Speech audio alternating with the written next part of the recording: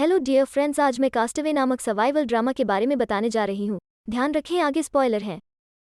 चक Nolan सख्त schedule और deadline वाले व्यक्ति हैं। फेडेक्स में एक कार्यकारी विश्लेषक की नौकरी के साथ वो फेडेक्स डिलीवरी हब में समस्याओं के लिए दुनिया भर में यात्रा करता है। वो रूस में है। हब उत्पादकता का अनुकूलन कर रहा है और अपनी दीर्घकालिक प्रेमिका केली को एक कॉल देता है। उसे बताता है कि वो लगभग 18 घंटों में घर पहुंच जाएगा।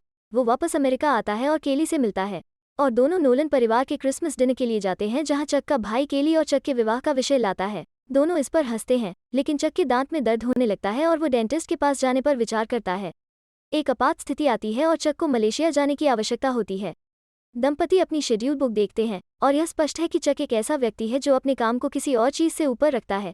यह देखते हुए कि यह छुट्टियां हैं, वो अभी भी जाने का इरादा रखता है।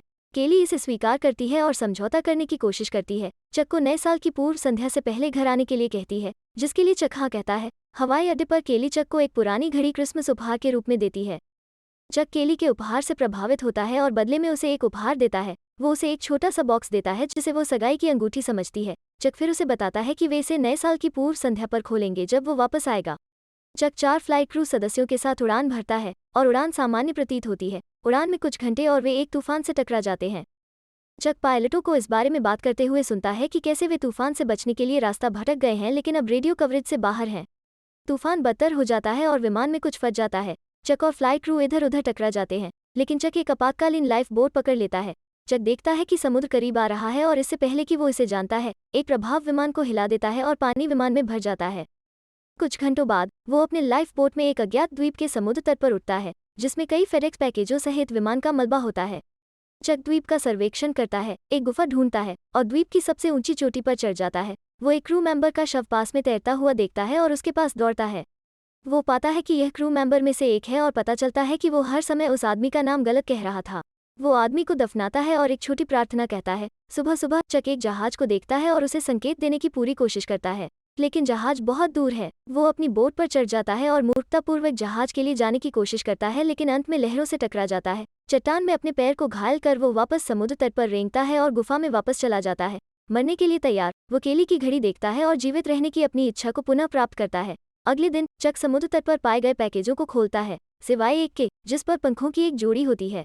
बक्सों में उन्हें VHS टेप, आइस स्केट्स की एक जोड़ी और एक वॉलीबॉल मिलता है जिसका नाम विल्सन है। अपने द्वारा एकत्रित किए गए उपकरणों के साथ चक भोजन पानी इकट्ठा करता है और यहाँ तक एक आश्रय बनाने में भी सक्षम है। कई असफल प्रयासों के बाद चक आग लगाता है और उसकी हौसले बुलंद हो जाती है। अब गर्मी, प्रकाश, खाना पकाने का एक तरीका और विल्सन वॉलीबॉल के रूप में एक साथी तक है। शिकार करते समय चक के दांत में फिर से दर्द होने लगता है और वो खुद दांत निकालने के लिए मजबूर हो जाता है। वो अपने मुंह में एक आइस स्केट रखता है और उसे एक चट्टान से मारता है, जिससे दांत टूट जाता है और वो बेहोश हो जाता है। साल बीत जाते हैं और चक अब द्वीप पर जीवन के लिए अधिक अभ्यस्त हो गया है। उसके बाल बड़े हो गए हैं। वो कुशलता से शिकार करता है और अपना सौर कैलेंडर बनाकर तिथियों का पता लगाने में भी सक्षम है। उनकी गुफा में भी सुधार किया गया है, जिसे अब चित्रित चेहरों से सजाया गया है। चक का एकांत जीवन तब बदल जाता है जब प्लास्टिक का एक बड़ा टुकड़ा किनारे पर तैरता है और चक को इसे पाल में बदलने का विचार आता है। चक नारियल के पेड़ों को काटना शुरू कर देता है और बेड़ा बनाने के लिए लकड़ी इकट्ठा करता है। फिर उसे बनाना पड़ता है बहुत सारी रस्सी और गणना करता है कि उसे अपना बेड़ा खत्म करना होगा, उसे स्टॉक करना होगा और कुछ महीनों में छोड़ने की तैयारी करनी होगी ताकि वो अपने लाभ के लिए हवा और ज्वार का उपयोग कर सके। चक अपना बेड़ा आधा समाप्त कर चुका है जब उसे पता चलता है कि उसे और रस्सी की जरूरत है। वो विल्सन के साथ बात करता है, उसे बताता है कि 30 फीट और रस्सी पाने का एक तरीका है, लेकिन वो ऐसा नहीं करना चाहता। वो विल्सन के साथ बहस करता है और अंततः रस्सी पाने के लिए सहमत हो जाता है। वो एक उच्च बिंदु पर चढ़ जाता है और चट्टान को अनदेखा करते हुए टूटे हुए पेड़ पर रस्सी की टाई को खींचना शुरू कर देता है। वो किसी भारी चीज को खींचता है जो एक व्यक्ति के आकार के पेड़ की तरह दिखता है, जिसके गले में फंदा है। वापस गुफा में वो विल्सन से बात करता है। उसने खुलासा किया कि पेड़ के डमी का कारण यह था कि वो आत्महत्या का परीक्षण कर रहा था। वो देखना चाहता था कि क्या होगा अगर उसने खुद को उस ऊंचाई से लटका दिया और देखा कि वो अपनी हड्डियों को तोड़ देगा और धीरे धीरे मर जाएगा। वो विल्सन को समझाता है कि वो अपना शेष जीवन एक वॉलीबॉल से बात करते हुए भगवान द्वारा छोड़े गए द्वीप पर नहीं बिताना चाहता था। वो क्रोधित हो जाता है और विल्सन को गुफा से बाहर सर्फ में फेंक देता है। वो तुरंत अपने फैसले पर पछताता है और कुछ समय विल्सन को ढूंढने और वॉलीबॉल से माफी मांगने में बिताता है। कुछ समय बीत जाता है और चक अपने बेड़ा पर जाने के लिए तैयार होता है। वो एक बोल्डर पर अपना नाम बताते हुए एक संदेश लिखता है कि वो समुद्र में भाग जाएगा, जिसमें केली के लिए एक स्नेही संदेश भी शामिल है। उसके बाद चक ने अपना बेड़ा लॉन्च किया और यह तैर गया। वो पैडलिंग करना शुरू कर देता है और बार बार लहरों से टकरा जाता है। वो एक बड़ी लहर देखता है और वो और विल्सन खुद को संभाल लेते हैं। वो प्लास्टिक की बड़ी पाल को खोल देता है और हवा उन्हें लहर के ऊपर धकेल देती है। चक उस द्वीप को देखता है जिसे उसने वर्षों से घर बुलाया था और खुले समुद्र के खालीपन में यात्रा करता है।